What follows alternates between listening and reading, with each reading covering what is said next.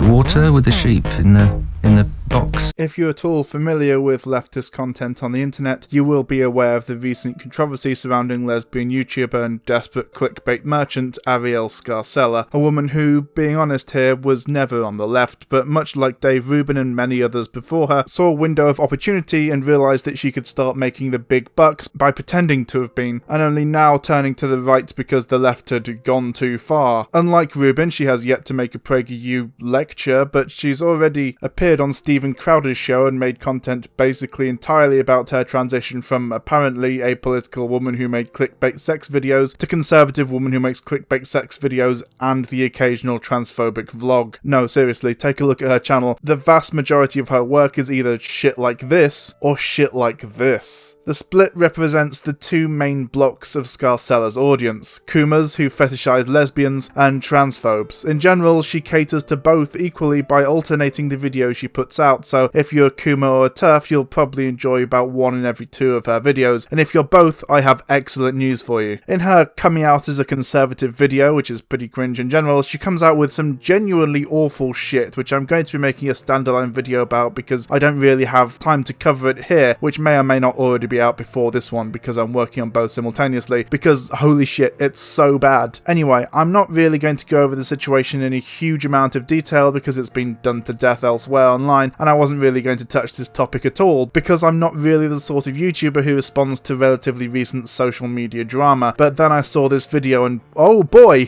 am I mad. I'll get into why in a moment, but suffice to say that the person in this thumbnail did nothing wrong, and in making this video, Scarcella has cemented herself as the lesbian Blair White, a figure for the homophobes on the far right to point to and claim that they can't be homophobic because a lesbian agrees with them. So there. This propaganda was perhaps most obvious when she made a video with 2 of her conservative friends where they teach her how to use a gun and she asks them if they're homophobic, just so that they can explain that they're perfectly reasonable. Do you hate gay people? Absolutely not. Especially this guy who has a video on his channel in which he walks around Harlem wearing a MAGA hat, trying and failing to provoke a confrontation.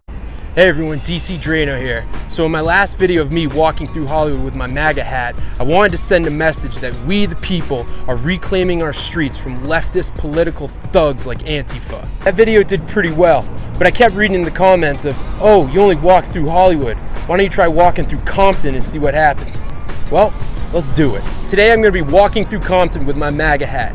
I'm not bringing any weapons or any protective gear. It's just me, my camera, and a damn important message that I want to send to mainstream media, Hollywood celebrities, and these corrupt political leaders. But doesn't then follow it up with any of the obvious responses, such as, if you're not homophobic, then why vote for a man who appointed as his VP one of the most egregious homophobes in recent memory? Or, what if I were trans, a woman who had an abortion, or an undocumented immigrant? See, the right wing, whilst they are all necessarily transphobic, homophobic, and racist to varying degrees, or at the very least support legislation that is, know that they can't just come out with the bigotry straight out of the gate, because we as a society have mostly agreed that open racism is bad, so they'll be racist in more subtle ways, like for example by voting for an explicitly racist political candidate. Likewise, Trump has rolled back a ton of LGBTQ+ legislation and introduced a lot of negative stuff as well, just in his time in office so far, which quite frankly in my mind should be more of an issue than Arielle makes it out to be. They may say that they don't hate the gays, and sure, they might not go lynching them or beating the fuck out of them in the street, but they do hurt them in extremely tangible ways, and they do make them suffer, just less obviously. But hey, don't just take Arielle's word for it. Look, she got a real life gay and a woman to come on and agree that guns are good, so case closed. So because I know a lot of people are going to be hating on the 2 straight cis white men that I just had previously, I figured I'd have a gay and a girl. She's also made a lot of true scummy videos, shut on a trans activist by using a picture of her when she was homeless and destitute and couldn't afford to get hormones or shave because she wasn't trans enough, but most egregious is her response video, specifically these 2, which I'll be covering in the next 2 videos in this series, starting with this one. I actually watch a lot of content from the YouTubers Scarcella is responding to here, both trans men and both excellent. You should go check them out. They are wholesome, inoffensive, and they seem to be kind, lovely, well-informed people. So of course Arielle had to go off on them for basically no reason other than that they spoke out against transphobia, so of course they had to be bullied into silence. Learn your place, transes. The gender understander has logged on. What a fucking liar, dude. What a fucking Weasley little liar, dude. What a fucking Weasley little liar, dude. Holy shit, dude. Holy fucking shit, dude. So, who is this? Well, his name is Jamie Rains, and he's a trans man who makes feel-good, fluffy, funny, charming vlog content, sometimes covering LGBTQ+ issues and sometimes bringing in his partner to talk openly about trans stuff, relationship stuff, and so on. Unlike half of the YouTubers I see on this platform, I'm extremely happy that I share a country with him. He seems like a really nice guy. He's no Kavos or that one anti-SJW octopus guy, anyway. I wonder how many fat jokes I can make before it gets too much or I get too many thumbs down. So let's start with, you're so fat, every time you turn around you get a welcome back party. That's terrible. I'm sorry. No, I'm not sorry. Screw it.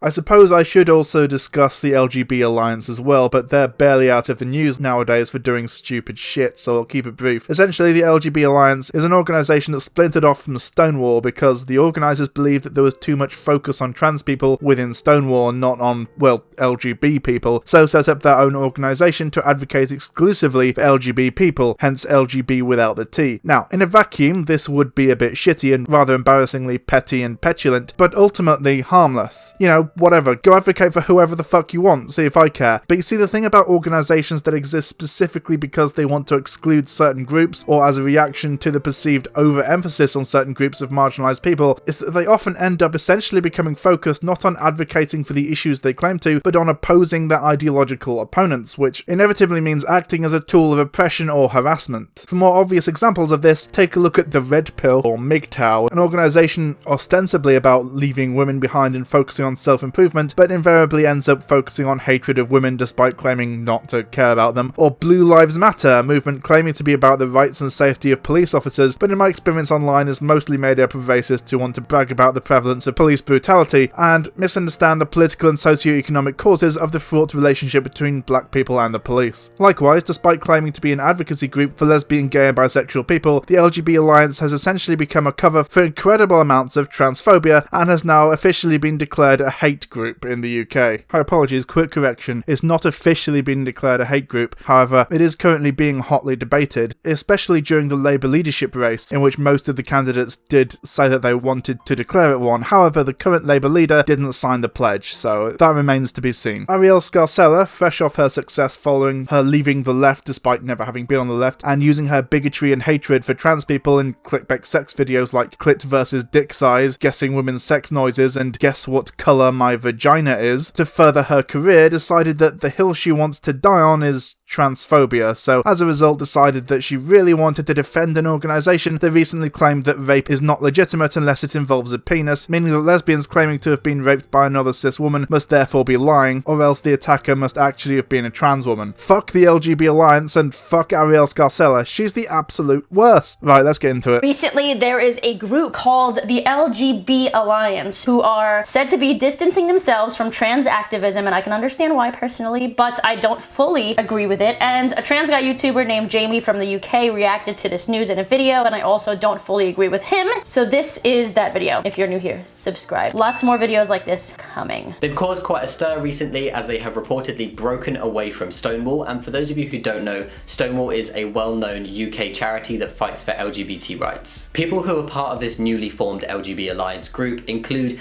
academics, doctors, and even Simon Fanshawe, who is a founding member of Stonewall. The group believes that since 2015, which is when Stonewall became trans-inclusive, that Stonewall have stopped representing LGB rights. So they split from them, claiming that the charity was now promoting the transgender agenda, whatever that is, at the expense of LGB rights. No, they haven't stopped representing LGB rights, but it is insanely focused on non-binary and trans and gender fluid and all these other genders that no one even really knows what they are. I actually talked about this specific thing. The words gay and lesbian have been featured in their yearly reports less and less over the last 4 years. The purple is lesbian and pink is trans. Look how lesbian is being squeezed out, every one of them. Look, 2016, they weren't even mentioned in the HRC report, the word lesbian. So in that case, yeah, I understand. Just because you're being more inclusive of the T doesn't mean that you have to exclude the L, the B, and the G. I skipped the intro because it was just padding, sorry about that. So jumping straight into it, wow, that's quite an oppressive amount of misinformation in the first few sentences, and it's starting to make me think that this may be another very long video, but we shall see. First off, I beg you, Arielle, look up the definitions of these terms. You can just say trans because non-binary and gender fluid are different kinds of trans, just like binary trans people. It's really not hard to Google transgender, but I guess that if you did, you'd have to actually acknowledge that you were wrong, and now you're on the right, I guess you're incapable of doing that. Secondly, the reason that trans issues are discussed more and more recently is because they are becoming more and more prominent. Trans people, who were mostly ignored or unacknowledged by society at large outside of a couple of pretty horrendous media depictions. Here, for example, is a scene from The IT Crowd, written by Graham Linehan, who claims to have an enlightened view on the issue. A man! I said I used to be a man!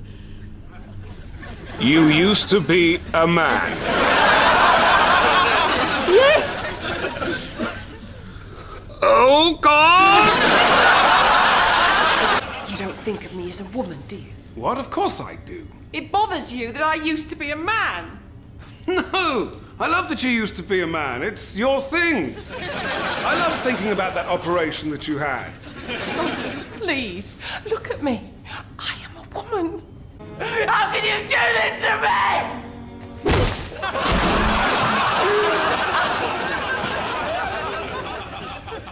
You bastard.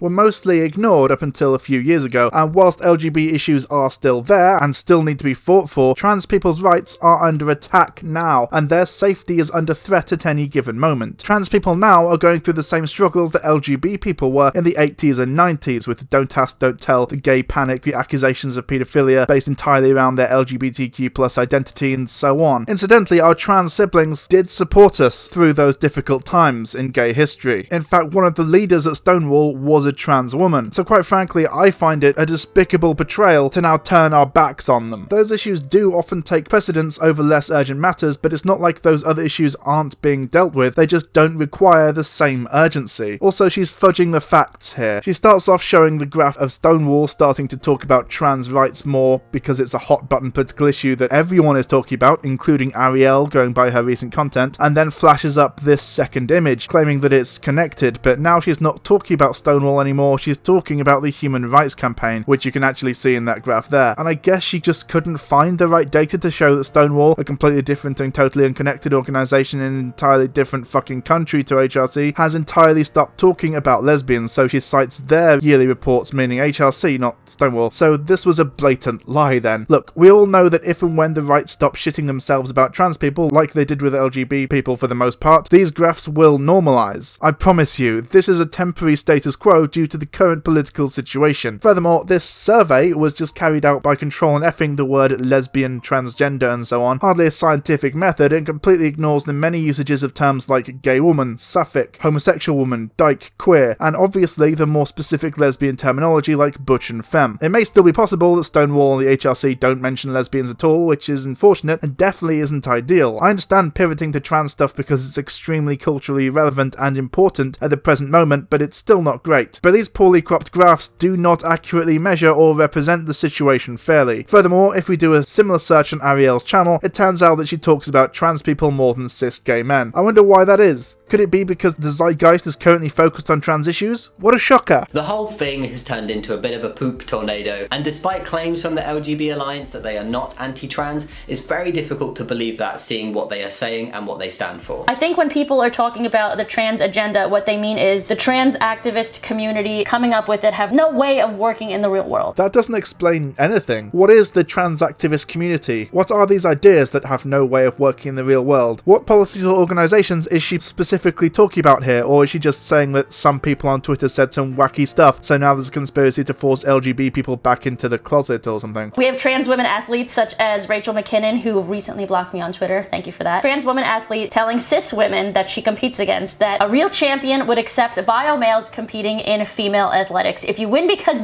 bigotry has got your competition banned, then you're a loser. Literally, she said this the other day. And apparently she also said that the only valid sexual orientation was pansexual because the rest is rooted in bigotry as well, which obviously I disagree with. Yeah, I was right. This is one person who said some arguably pretty dumb things, although there is a lot of nuance to the transgender athletes thing. I made a whole video about it. Go check it out. The gist is that assuming that a trans woman athlete has been on hormones for an appreciable amount of time, they are functionally the same, if not actually inferior, to many cis female athletes, and is not representative of any kind of community, and certainly not an activist movement. Also, yeah, you are a transphobe and she is a trans woman, specifically a trans woman you have accused of cheating in the past, so don't act all surprised about getting blocked. Lesbians are being told how to define our sexual orientation from people that aren't women or people that are not female. Surprise, surprise, I'm not surprised at all, actually. Wow, okay then. I disagree with the weird stuff about pansexuality, but fuck, just ripping the mask off there. Yeah, lesbians are being told how to feel by people who are not women and people who are not female, yeah? So you're openly admitting to believing that trans women are not women then. Sure, I guess believe what you want, but you no longer get to complain about being called a transphobe. So Jamie, this is what they mean and sometimes what I mean when we say trans activists. To us, these are the people that are damaging the reputation of the LGBT community, which is why we want to distance ourselves from them. There, of course, are people like you, people like Calvin and Ryan and London and all these other trans-binary people that are amazing people, but I think they aren't getting as much credibility as the people that are screaming about 97 genders. He didn't say trans activists, he said trans agenda, but regardless, you can't just redefine words. Trans activists are people who advocate for trans rights. You don't get to say, well, some trans activists are bad, so they must all be. And especially when I say trans activists, I only mean the bad ones, because then you're just mischaracterizing them. It's like when people on the right used to say, I hate feminists, and then when called out on it pivot to, well, when I say feminists, I mean the crazy extreme third wave SJW ones. You don't get to do that. Sure, some trans activists are pretty bad, just like with any movement, but you can't tar them all with the same brush unless you want to follow it up by saying that advocating for trans rights in general is a toxic thing, because if you said that, then you'd be being more honest about what you actually think, but a little too much for some of your audience, I feel. Like, you can't just say the trans agenda is trans activists doing bad things unless you also believe that the gay agenda is when gay people do bad things, and then, oh look, is it 30 years ago? These good transes she mentions, I don't think I missed a binary jab there, are basically the same transphobic trans people she found who agree with her for whatever reason and trots out whenever she needs a token or prop to use as a justification to rag on trans people whilst appearing not to be transphobic in a very I have lots of black friends sort of way. But that aside, this is the exact same rhetoric you used to see online about 10 years ago when people were saying these flamboyant gays and these outwardly in-your-face displays at pride parades make the rest of us look bad. We shouldn't be too disruptive or challenge the status quo or express our individuality. We should blend in and try to change hearts and minds by showing the world that we're just like them. Very Boogie 1488. Also, not even true. It was through direct action that gay rights started being taken seriously. Likewise with the civil rights movement. The Civil Rights Act would not have happened without the tireless work of activists like Martin Luther King and Malcolm X, but it seems like nowadays, every time a civil rights issue comes to the fore, the first port of call for all centrists and conservatives is to turn around and say, yes, okay, so that level of direct action may have been necessary, but this direct action is different and somehow not necessary. Arielle doesn't seem to know how much LGBTQ plus history here. It was as a result of forcing the public to confront the struggles, pride and defiance of LGBTQ plus people that brought about real change. Stonewall was a riot, remember. There's a reason a lot of us are wary of cops at Pride even now, but no, these are bad activists, unlike the old activists who did the same shit, but that was good activism because it's already happened and had positive effects, unlike this bad activism which won't. Right? No one is screaming about 97 genders. Most trans activists understand that gender exists on a spectrum and these genders exist as a way of describing a specific place on that spectrum. Even if they were, though, what harm does it do? Fucking let them call themselves whatever they want. So if the LGB Alliance just wanted to solely focus for themselves on LGB rights, but we're still happy for trans rights to be fought for, but just didn't do it themselves,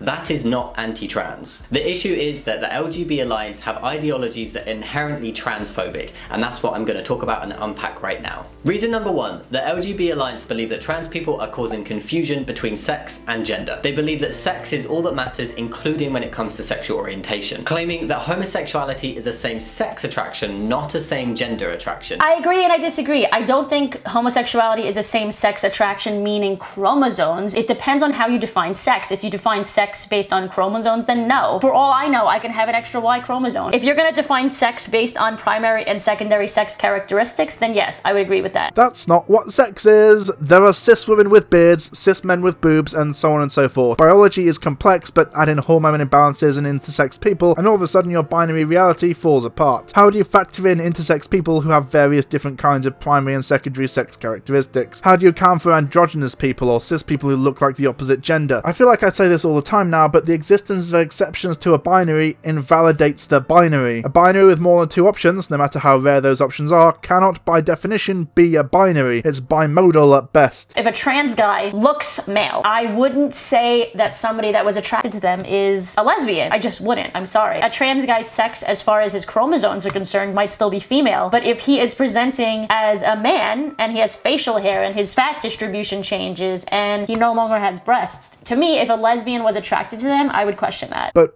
why though? As I mentioned, there are people with beards, curvy men with similar fat distribution to cis women, and flat-chested cis women. Are you arguing that feminine men are not men? Are you arguing that women with facial hair are? Do you think that flat-chested women are just men? This is just body shaming now. See, the thing about transphobia is that it often ends up being incredibly misogynistic and harming cis women, the people that TERFs claim to care so much about. Because in order to invalidate trans people, they have to define womanhood and femininity in the same performative, restrictive way a conservative evangelical Christian pastor might. Weird that. I am a guy and my partner is a cis woman, meaning we are a straight couple. You're a straight couple in the eyes of society because you look male, even though again your chromosomes are probably XX. Like, I don't know what your chromosomes are, Jamie, and I'm not trying to be triggering to you, but if people saw you on the street, they would assume that you are a male. You're presenting as a man, you pass for cis is really what I'm trying to say. So yeah, in the eyes of society, you pass as a man, your girlfriend passes as a woman, you would be seen as a straight couple. No, they're just a straight couple, categorically without the need for caveats. Who gives a fuck what society thinks? If a cis woman had traditionally masculine features and dressed in jeans and a t-shirt, some would perceive them as male, but that doesn't make them male. If someone were to look at me and assume that I'm a woman, does that make me one? No, of course not. But this isn't about society, it's about the LGB Alliance wanting to define heterosexual couples where one half of the couple is trans as a gay couple in law. Also, the LGB Alliance considers sex to be based on chromosomes and genitalia, so sorry, but this is all irrelevant and you're just giving your unwarranted opinion which isn't based on any kind of scientific reasoning or research. According to the LGB Alliance's beliefs, we would be categorized as lesbians. If you're a trans guy that has not gone on testosterone and that has not had any permanent body changes and you're still calling yourself a straight couple, I question that. Kind of agree with him, but I kind of disagree with him. I think it's a little bit more tricky than what he's making it out to be. Do we need to go into the whole trans medicalist shit now? It ties into the previous point, but to be brief, you don't need to medically or physically transition in order to be trans. In fact, many people can't do so, either due to financial, social, and medical reasons. But even those who choose not to, they are equally trans. All being trans requires is to identify with a gender other than the one assigned at birth, so no shit, you don't need to medically or physically transition in order to be trans. Therefore, if a trans guy in a relationship with a woman changed literally nothing about themselves other than identifying as a trans guy instead of a cis woman, then they are by definition a straight couple. He's assuming that all trans people would be passing, he's assuming that all trans people would be on HRT and all that kind of stuff. No, he's not. In fact, in other videos he has described his relationship even pre-transition as a heterosexual one, as has his partner, and once again we come to this point that not all cis people pass, that a lot of them have sex characteristics of the opposite gender and so on. Similarly, if a trans guy only has relationships with men, he's gay,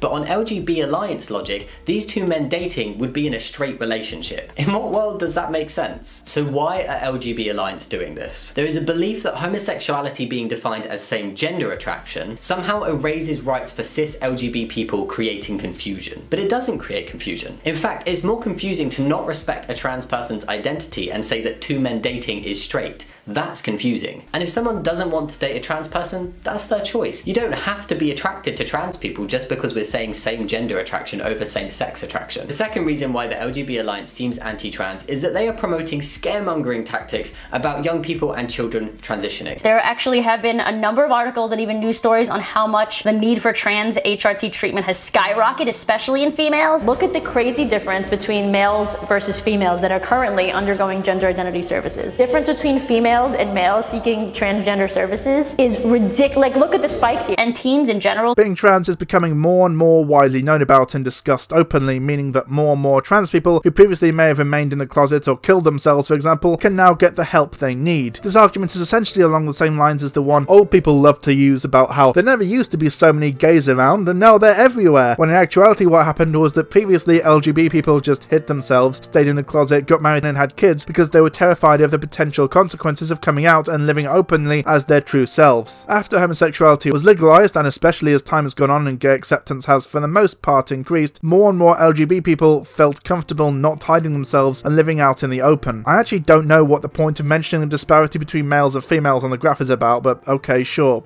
What does that prove? Storm Ryan and I did a video about this topic a few months ago where he and I reacted to detransitioned cis women who thought they were trans men or thought they were non-binary. It's ridiculous how many people these days think that they're trans without having the one thing that it takes to be trans, which is gender dysphoria. Detransitioners are so incredibly rare that the only people who actually talk about them are transphobes, but yes, very rarely some people do detransition. But you know what? No one was forcing them into transitioning. They would have needed to very seriously consider themselves trans and convince multiple doctors in order to get through any serious amount of the process, and there's a lot to it honestly, which is why most of the time gender transition is closely monitored by doctors. You don't require gender dysphoria in order to be trans by definition. I'm actually making another video about Arielle, in which I will go into this point in more detail, and I know that I've flashed it up a few times, but here is the definition of transgender. Note the lack of any mention of dysphoria. And I've said it in past videos, if I were growing up in today's world, I honestly would probably think that I was a trans guy. I didn't like my body. I wore boys' clothes. I played,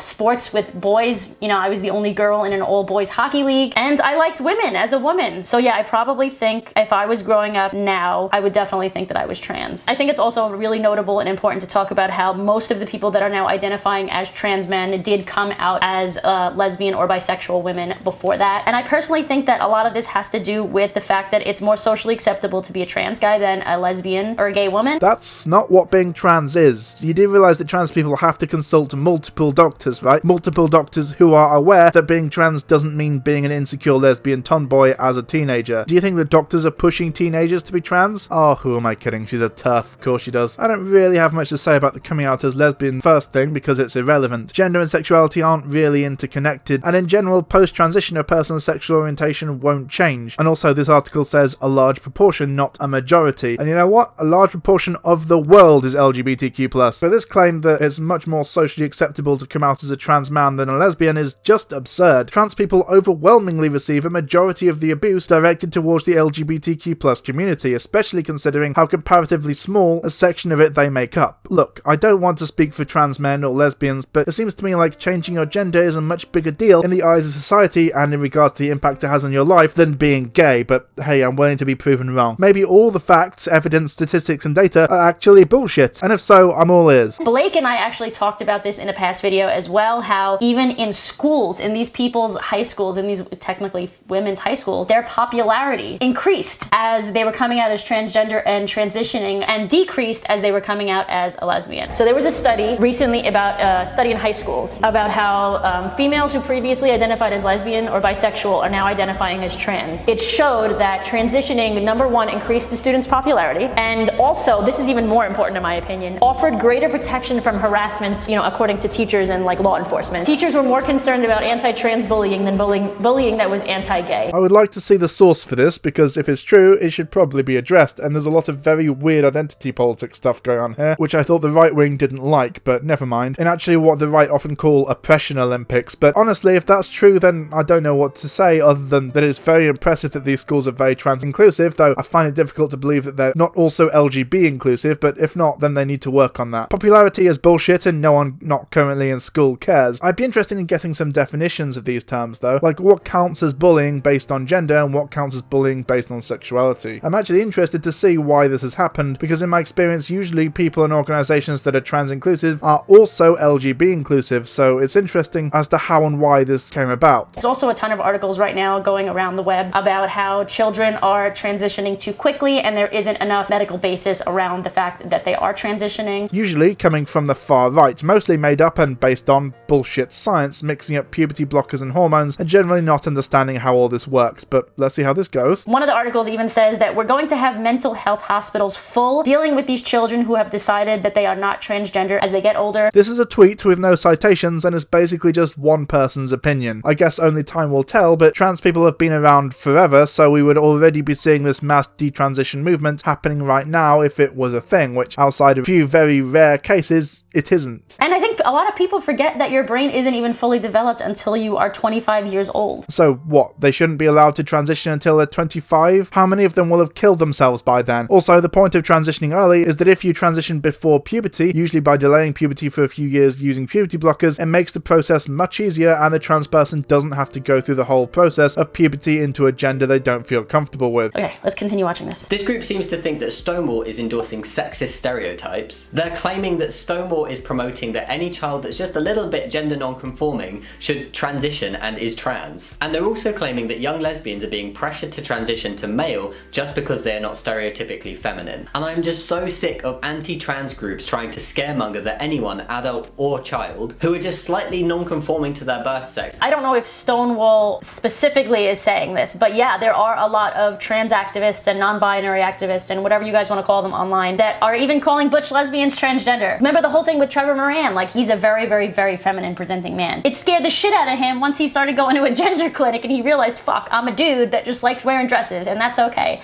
So yeah, there is, in my opinion, Jamie, there is a big push for people to transition. This is irrelevant. Again, Stonewall does not do this, nor does any trans organization, and Arielle is once again using anecdotal evidence based on what some people on the internet said, which, yeah, again, there's a lot of weirdos on the internet, some of whom are pretty extreme, and some of whom are just wrong. But as I mentioned earlier, without some kind of source or data, you can't just claim that they're part of some nefarious agenda or conspiracy, or indeed anything other than some people on the internet who have some spicy takes on a political issue. Trust me, and the thousands of other trans people who have actually gone through the process. Waiting lists are hugely long, there are many thorough assessments, and the younger you are, the more assessments there are. There's a 2-year waiting list currently for trans people to even have their first appointment with a gender clinic. 2 years. That's not instant. I think the reason it's taking so long because more and more people are coming out as trans when they're not. Correct me if I'm wrong on that. I might be completely wrong, but I'm pretty sure that's why the lines have gotten increasingly long. You are wrong on that, and it's my pleasure to inform you that you're talking complete and utter shite. See, this is what happens when you try to talk about serious issues like this and just say what you reckon is true without doing any kind of research or investigation. Deliberately remaining ignorant of the facts because the facts are inconvenient to someone trying to grift and reinvigorate her career by pandering to transphobes, you just end up coming across as either malicious or ignorant. And that's just to speak to somebody about how they're feeling. They're nowhere close to hormones at that stage. And that's part of the problem. The fact that you have to wait 2 years to talk to somebody about how you're feeling gives lead to the trans activists online to further convince you that you really are trans. By the time you get to a gender clinic, you're probably fully convinced that you're trans at that point, because most people, sorry to break it to you, most people aren't trans. Nobody said that most people are trans, but regardless of however much you convince yourself that you are, multiple doctors are very unlikely to misdiagnose you based on that alone. Also, the waiting list thing is more of an indication of the underfunding of the NHS by the Conservative Party in the UK, which is interesting, because as a Conservative, one might assume that Arielle is in favour of dismantling the National Health Service and replacing it with a brutal and cruel capitalist private healthcare system, because if she votes Republican, then that's what she's implicitly voting for. Nobody's being rushed into transitioning and making irreversible changes to their body whatsoever. A third point of the LGB Alliance, which is also anti-trans and links to my first point, is that they believe that sex and gender cannot be different. They inaccurately say that sex is the be-all and end-all of life. I disagree with that. Gender is in the brain. At this point, we know that there's a section in trans people's brains that look more similar to the gender they identify as. It's very, very small. It's a very minute difference, but it is there. And obviously that is not the same as sex. Oh, that's nice. She had a good take. One single good take. Woo! The LGB Alliance's flaw is not that they are not including trans people, it's that they are actively attacking and excluding trans people from rights, and that is what's wrong. And this is all especially silly and ridiculous when we remember that trans women were pivotal in kickstarting LGB rights way back 50 years ago. When somebody says the trans agenda in a negative context, what I think they're actually saying is making the word woman, making the word man, making the word lesbian and gay mean completely everything and nothing at the same time. I think personally, I think that's a big problem. Again, this is conjecture and lies. In the clip Arielle just showed, Jamie helpfully put on screen the context of what he was talking about. The claims that a trans lobby is aiming to convert trans youth, that LGB people are suffering, that gender is a binary, and crucially that as a result of this rhetoric, trans people are being blocked from accessing vital medication and are disproportionately victimized in society. It's literally right there in front of you, Arielle. Fucking read the 2 goddamn paragraphs on screen that you just showed in your video. Also, no one is changing the meanings of these words, but Arielle thinks that trans people are the gender they were assigned at birth, so she's convinced herself that the left are trying to change the definition of man and woman to include trans men and women when it already did, and she thinks that we're trying to change the words gay and lesbian to include heterosexual relationships, even though no one's advocating for that because trans men are men and trans women are women. But because Arielle thinks that trans women are men and trans men are women, she's convinced herself of this utter pack of lies. There is literally no alternative explanation for what she just said there. She's not really very good at dog whistling, is she? The mask keeps slipping there. Another reason why the LGB Alliance is anti-trans is because a lot of their logic is the same logic used by trans exclusionary radical feminists. And this is the logic that contradicts itself so beautifully, I don't understand how anyone can believe it. What this basically says is that trans women are just men who want to invade women's spaces, and trans men are just women, more specifically lesbians, who just want male privilege. So which one is it? Do trans people want male privilege,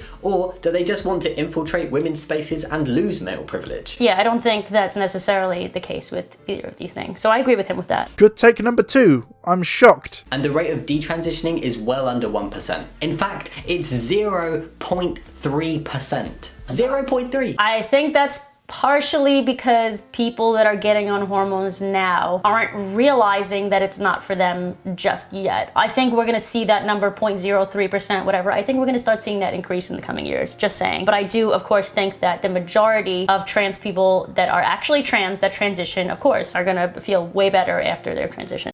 Why the fuck you lying? Why you always lying? Oh my god.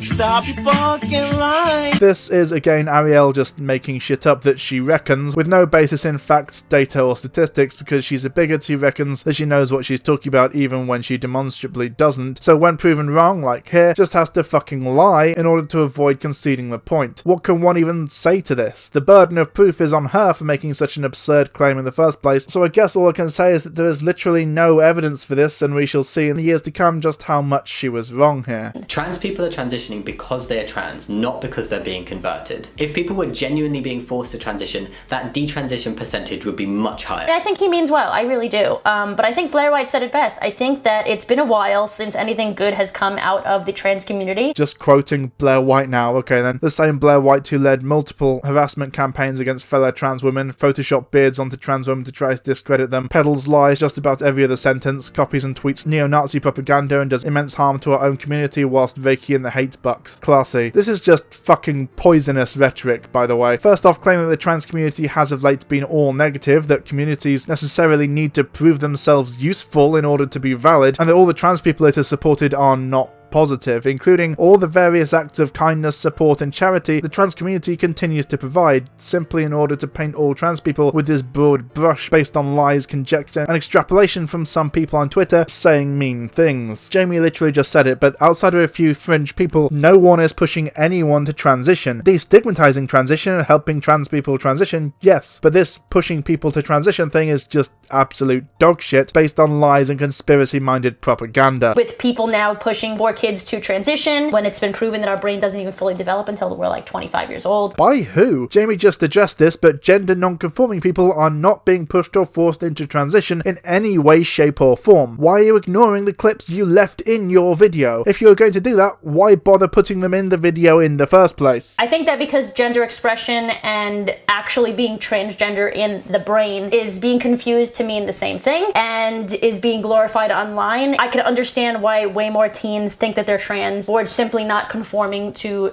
gender roles. Trans people are not being glorified. If anything, they're being demonized by figures such as Arielle and Blair White. Some of us on the left rush to defend them and lift them up, showing our solidarity with them, but we don't glorify them. They're people, they're comrades just like everyone else. And I can understand why people think that trans activism is harming LGB people. So to wrap this up, do I think that the T should be excluded from the rest of the LGB community? No, but I think the extreme trans activists should be. I think the SJWs, the people that believe in a million genders, and the people that believe that you are transphobic if you're a lesbian that doesn't want to have sex with a penis, I think those are the people that need to be excluded from the community and say that, no, you do not speak for us. That's who's giving us a bad name. That's who's making us look bad in the eyes of heterosexual people. That's who is going to fuck with our rights. Look, I'm not saying that gays don't deserve rights, but the ones who go out there and get in everyone's faces, who throw bricks, who protest, who push for acceptance, recognition and justice, maybe they should just be excluded from the movement. That's what you sound like right now. Like the homophobes of the 80s and 90s. This is how you can tell she's definitely conservative. She's willing to allow marginalised people to suffer, lose a lot of their fundamental rights, and be victimised and beaten down by society because she disagrees with a couple of them on the internet, and others are just a little too uppity or rude on Twitter, but actively attacking marginalised people, that's totally fine, I guess. I'd call it civility over justice, but it's not even that, it's just hypocrisy. Trans people aren't allowed to advocate for their rights or call anyone out for their bigotry, but Arielle gets to call them lying pieces of shit who should be kicked out of the community if they make too much noise. I wonder what the protesters at Stonewall, heroes of the LGBTQ+ movement, who threw bricks at the police and started a riot, would have said about rhetoric like this. Arielle would probably rather they stay in their lane and don't bother the cishets though, because they're making the movement look bad. What a fucking liar, dude. What a fucking Weasley little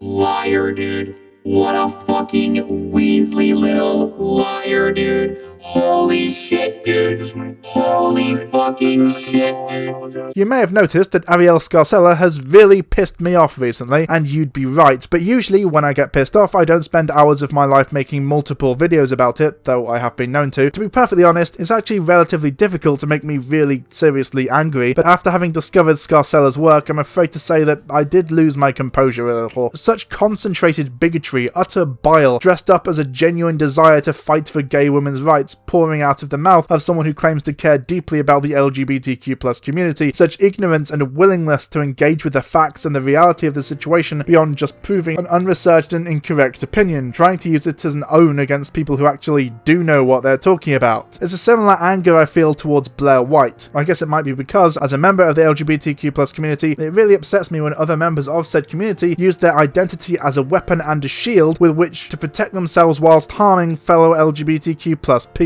I just don't understand how one can go through life being subjected to the oppressions and bigotry that society often imposes upon marginalised people and still come out swinging, attacking members of similarly marginalised communities and groups. Where's the empathy, you know? Well, the answer of course is that people like Arielle have no empathy, they just want to chase the right-wing grift bucks, a la Dave Rubin and Steven Crowder. I don't know, maybe it's just because my experience with bigotry has made me more likely to want to stand up for those in less privileged positions than myself, not less. So the fact that you would work to perpetuate and bolster the systems that hurt you so much rather than help others work against them is unfathomable to me. I guess expecting empathy may be a little much to ask for TERFs though. Fuck Arielle Scarcella, fuck TERFs, and please go support Jamie Rains on YouTube. He makes excellent positive content, very trans inclusive, and if your subscription feed is almost exclusively comprised of political and current events based videos like mine is, it's definitely worth giving it a look to break up the drudgery, doom and gloom of our modern world. This is the second of 3 videos, potentially 4, we'll see how it goes, talking about Arielle Scarcella. Third and probably final video will be uploaded shortly and is talking about the time that she tried to hit out at a trans YouTuber who made a video directly about her and got blown the fuck out, so that'll be fun. See you then. And basically my message is fuck yourself. Hello everyone, I bet you weren't expecting to see another one of these so soon, but like I said, I'm really quite annoyed and I wanted to get this out of my system as soon as possible. Next time we'll be talking about Arielle's just abysmal response to, I'm going to try and say his name, Noah Finchy? Oh fuck, hang on, let me look it up. Noah. Okay, so turns out I can't find out how to pronounce that name, so that'll be fun when I talk about him for an entire video. Fuck me. Anyway, thanks for watching everyone. Once I get this trilogy out of the way, I am currently working on another video essay, but it's a lot of history and research intensive work, so it may be a while. Anyway, now is the portion of the video where the bread tuber gets to shill and beg for money from you. But before that, feel free to go follow me on Twitter, join my Discord. We do just talk shit on there, it's good. You can ask me a question on Curious Cats, or if you do want to give me money, you can make a one-off donation at Coffee, or you can follow me on Patreon. If you give me more than $5 on Patreon, you do get extra bonuses, like for example I will read your name out in the ending credits of each video, and you do actually get videos 2 days early as well. Allow me to demonstrate. So today I especially want to thank Calliope, Cedar, or Sylvester in Drag, Chris Vagnacci, Emily, Epfrey Jeffstein, Nanza Kambe, Next we have Brian, Pixels Green, Stacey Solano, Susie M, Taylor Pekeleroff, Thomas McCallum, and Tom Newport. Thanks so much for watching, everyone, and I hope to see you again soon. Bye!